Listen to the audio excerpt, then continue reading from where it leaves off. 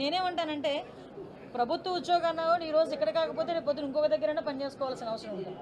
కానీ మీరు లాంగ్ స్టాండింగ్లో ఉన్న అఫీషియల్స్ ఎవరైతే ఉన్నారో వాళ్ళు ఏంటంటే ఒకే దగ్గర 5 సంవత్సరాలు 10 సంవత్సరాలు కూడా చాలా సందర్భాల్లో కొన్ని డిపార్ట్మెంట్లో, ఈవెన్ మా డిపార్ట్మెంట్లో అవనివ్వండి, రెవెన్యూ డిపార్ట్మెంట్లో అవనివ్వండి, చాలామంది అలా ఉన్నారు.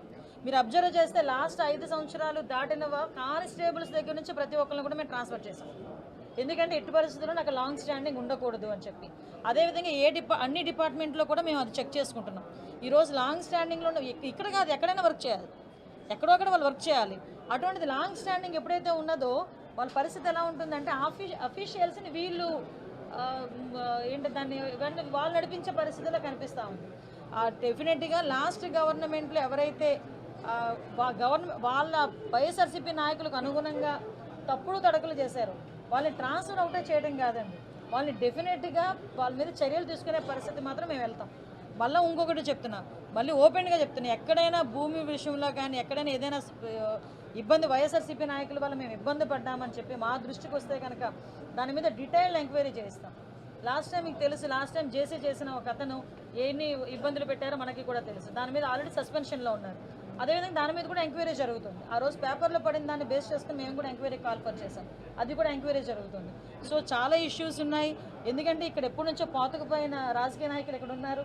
వాళ్ళు ఏంటంటే ఎక్కడ ఏం జరుగుతుందో ప్రతి ఒక్కటి వాళ్ళకి తెలుసు, ఎలాగ దోచుకోవాలో తెలుసు, ఎలాగ అభివృద్ధి చేయాలో పక్కన పెడితే ఎలా దోచుకోవాలో తెలుసు. లేకపోతే నిజంగా ఎలా అభివృద్ధి చేయాలో తెలిసిన వాళ్ళైతే భోగాపురం ఎప్పుడో స్టార్ట్ చేయాలి, ఎప్పుడో కంప్లీట్ అవ్వగలిగేటట్టు ఉండాలి. కాబట్టి అటువంటి నాయకులు దాచుకునే నాయకులు అందులో ఉన్నారు. ఈరోజు పనిచేసే నాయకులు మేము ఇందులో ఉన్నాం. కాబట్టి ఎక్కడా కూడా ఎవరికి ఇబ్బంది ఉండదు. నెక్స్ట్ ఇంకోటి కూడా చెప్తున్నానండి, ఎక్కడైనా ఏదైనా పలానా వ్యక్తి మీద ఎవరైనా సరే పలానా వ్యక్తి మీద మాకు అన్యాయం జరిగిందని మా దగ్గరికి వస్తే డెఫినెట్గా కూటమి ప్రభుత్వానికి ఇన్ని సంఘటనలు జరుగుతున్నా కనీసం చలనం లేదు. హోమ్ మినిస్టర్ గారు అయితే ఎప్పటిలాగే ఈ కొత్త సంఘటనలకు కూడా పిఆర్ఓతో ఒక ప్రెస్ స్టేట్మెంట్, మేము చర్యలు తీసుకుంటాము అని. ఏమి చర్యలు తీసుకున్నారు? 8 నెలలు అయింది. 8 నెలల్లో ఇన్ని క్యాబినెట్ మీటింగ్స్ జరిగాయి. దీనికోసం మహిళల రక్షణ కోసం ఎటువంటి చర్యలైనా మీరు తీసుకున్నారా? ఎటువంటి యాక్షన్ ప్లాన్ లేదా గతంలో జగన్మోహన్ రెడ్డి గారు తీసుకొచ్చిన దిశ వ్యవస్థని మీరు నిర్వీర్యం చేసేశారు. దానికి సమాంతర వ్యవస్థనో దానికి సరిపోయిన వ్యవస్థనో ఏమైనా తీసుకొచ్చారా?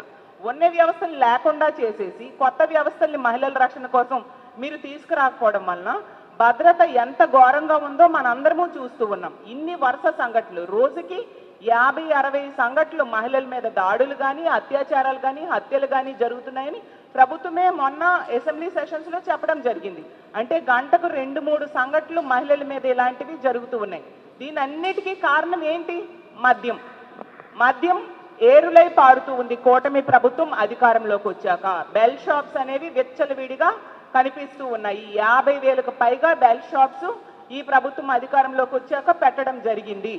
తక్షణమే బెల్ షాప్స్ తగ్గించాలి. అసలు మొన్న సంక్రాంతి జరిగింది, గతంలో ఎన్నడూ జరగనంత మద్యం అమ్మకాలు జరిగాయి. ఎందుకంటే బెల్ షాప్స్ విచ్చలవిడిగా ఉండడం వల్ల మద్యం అవైలబిలిటీ పెరిగిపోయింది.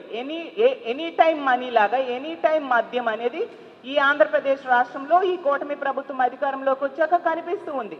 మద్యం వెచ్చలవిడిగా దొరకడం వలన వీళ్ళు మద్యానికి బానిసయ్యి ఇలాంటి దుర్మార్గులు మహిళల్నే టార్గెట్ చేసి దాడులు చేయడం కానీ, లైంగిక దాడులు చేయడం కానీ, అత్యాచారాలు చేయడం కానీ, హత్యలు చేయడం కానీ మనం చూస్తూ ఉన్నాము. తీసుకుంటే ఈ రాష్ట్రంలో 80% ఇలాంటి సంఘటనలు మద్యం మత్తులో చేసినవి. అలాగే తీసుకుంటే గంజాయిని హోమ్ మినిస్టర్ గారు చెప్పారు, గంజాయిని 100 రోజుల్లో అరికడతామని. చూసుకుంటే ఆవిడ నివాసం ఉంటున్న విశాఖపట్నంలో జైలు ఉంది, జైల్లో గంజాయి పండిస్తున్నారు. అలాగే ఆవిడ నివాసం ఉంటున్న విశాఖపట్నంలో కేజీహెచ్ బ్యాక్ సైడ్ గంజాయి పండిస్తూ ఉన్నారు.